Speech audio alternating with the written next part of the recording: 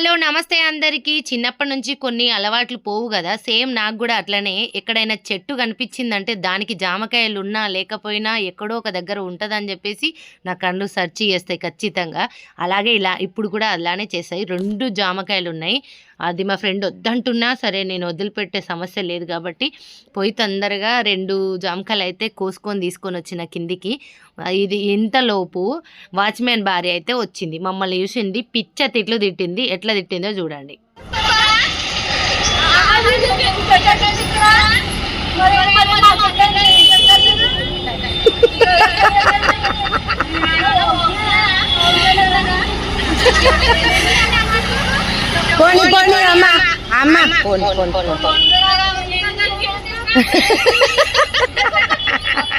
సక్సెస్ఫుల్గా అయితే 2 జామకాయలు తెంపుకొని కిందికి అయితే సేఫ్టీగా దిగినాను.